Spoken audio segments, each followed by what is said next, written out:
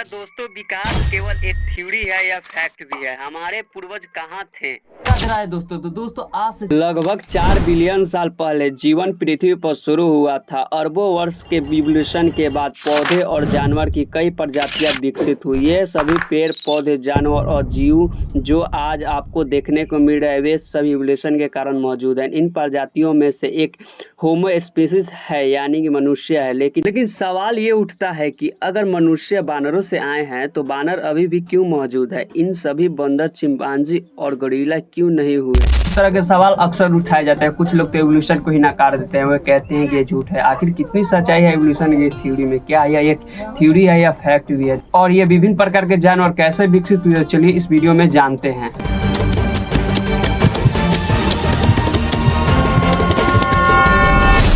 ये सबसे बड़े गलतफहमी को दूर करने से शुरू करते हैं। एवोल्यूशन की थ्योरी ये दावा नहीं करता है कि बंदर ही मनुष्य बन गए। इसके अलावा यह दावा करता है कि सभी चिंपांजी, गोरिल्ला, बंदर और मनुष्य के एक ही पूर्वज हैं और वह आज पूर्वज जीवित नहीं है। यदि आप इवोल्यूशन को कल्पना करना चाहते हैं तो एक पेड़ को कल्पना करें। पेड़ केवल एक स्टेम के साथ ही शुरू होता है, फिर यह शाखाओं को बढ़ाता है, छोटे छोटे शाखाओं को बढ़ाता है। यदि ऐसा बढ़ता है तो आप पेड़ की युक्तियों को देखते हैं। वे समापन बिंदु सभी जीवित प्राणी हैं जो आज भी मौजूद है। लेकिन आपके दिमाग में एक सवाल अभी भी है, यह है कि हमारे पूर्वज कुछ को मनुष्य में, कुछ को चिंपांजी में और कुछ को बंदर में क्यों विकसित किया? क्या आपको इस वीडियो के बाद जवाब मिलेगा? साल 1869 में चार्ल्स डार्विन ने ऐतिहासिक पुस्तक लिखी। प्रजातियों की उत्पत्ति पर उन्होंने प्राकृतिक चयन की थ्योरी के बारे में बात की। जब आप प्राकृतिक चयन की बात सुनते हैं तो आपको लगता है कि यह रहस्य बात है। सभी जीवित प्राणी में कुछ जटिल और आंतरिक इंजीनियरिंग होनी चाहिए, लेकिन कोई नहीं। वास्तव में यह सरल है। जब प्रजनन होता है, चाहे वो मनुष्य में हो, जानवर में हो या पेड़ में हो या पौधे में हो, जीन एक पीढ़ी से दूसरे पीढ़ी तक गुजरता है। हमारे जीन हमारे बच्चे के पास जाती है, लेकिन जीन कुछ म्यूटेशन के साथ गुजरता है। जीन में कुछ मामूली बदलाव है, आप कुछ विभिन्नताएं देख सकते हैं और ये विभिन्नताएं अक्सर आने वाली पीढ़ी के विरासत के रूप में मिलता है। उदाहरण के लिए, यदि आपका आंख पीला है और आपके बच्चे का आंख भूरा है तो इसका मतलब कि उनका जीन में उत्परिवर्तन हुआ है। जीन जो आंख के रंग का फैसला करता है वह उत्परिवर्तित होता है। यह संभव है कि उनके अगले पीढ़ी के बच्चों को भी आंख नीली होगी।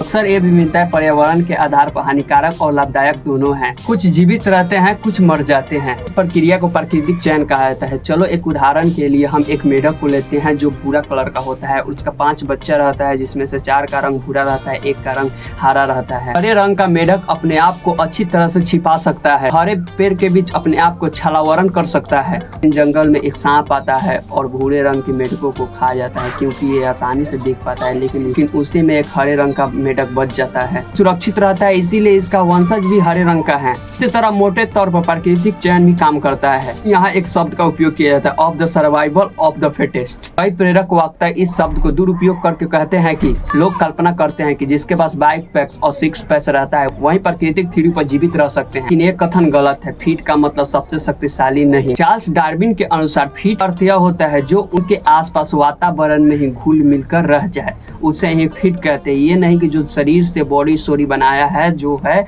उसको फिट हम नहीं कहते हैं। आप पर्यावरण के अनुसार यहाँ के जलवायु और तापमान नहीं है, इसके आसपास के पौधे और जानवर भी शामिल हैं। जो जिस स्थिति में भाई रह सकता है उसे ही फिट हम कहते हैं। ये नहीं कह सकते हैं कि जिसके पास ताकत है वो फिट है, क्योंकि जैसा मौसम रहता है वैसा तुम घोल मूल कर रहोगे तो तुम फिट हो। सबसे अच्छा तुम फिट हो क्योंकि अपना वातावरण के अनुसार तुम रह रहे हो, तो सबसे बढ़िया तुम हो। क्योंकि शरीर जब मजबूत हो और जब तुम वातावरण के अनुसार नहीं रह रहे हो तो भाई तुम तो ढेर दिन नहीं जियोगे। तो फाइनली गाइस, आज का वीडियो पर खत्म करते हैं। आई होप कि वीडियो देखकर आप सभी को अच्छा लगा होगा।